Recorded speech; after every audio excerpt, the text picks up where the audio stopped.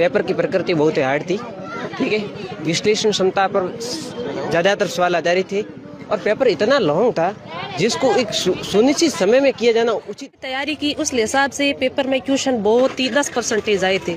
इसका मतलब जैसे सोचे ना प्राथमिक स्तर का पेपर था, यूं लग रहा था कि RS या UPSC लेवल का, मुझे ऐसा लगा। फर्स्ट से लेके 5 तक बच्चों को पढ़ाने का ये लेवल नहीं डालो।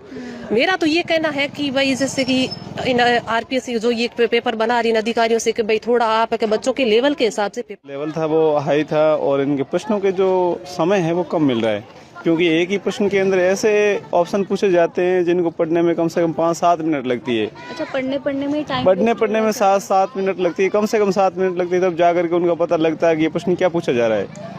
तो आयोग से यही है कि इनका सिलेबस के अनुसार है, कुछ ऐसे लेवल ऑफ प्राइमरी का है, प्राइमरी के स्तर का ही नहीं पेपर बहुत हाई रहता है, जबकि पढ़ने में समय कम मिलता है। मैथ वगैरह आती है तो जो फिक्स करके आता है, ज़्यादा नहीं करता है, मीडियम में अच्छे तरह से करता है, उनका हो जाता है। बाकी वाले तो जय बाबा की। चलिए, अभ्यर्थी जो है वो परीक्षा केंद्र से बाहर आ चुकी है, तो उनसे हम बात करेंगे कि कैसा रहा उनका पेपर। जी मैम, क्या नाम है आपका? मेरा नाम उर्वशी और मैं L1 से आज पेपर दिया है। कहाँ से आए हो आप?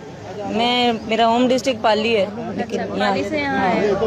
कैसा रहा आज आपका ये पेपर? इसमें जो मॉडरेट लेवल के क्वेश्चन थे वो तो ठीक थे, लेकिन ज्यादातर क्वेश्चन सारे है ना, मतलब सत्य है कि नहीं और व्याख्या कर रहा है कि नहीं, कथन व्याख्या उसमें मतलब क्वेश्चन ऐसे था कि ये भी सही है ये भी सही है, और जो क्वेश्चन सारे जितने भी ऑप्शन थे सब सही लग रहे थे आपको? मतलब अगर उसमें 150 क्वेश्चन है, उसमें से अगर है ना, मतलब मान के चलो 25 क्वेश्चन में यही पूछा जा रहा है, कथन दे दिया और उसकी एक्सप्लेनेशन दे दी और बोल रहे व्याख्या सही है कि नहीं।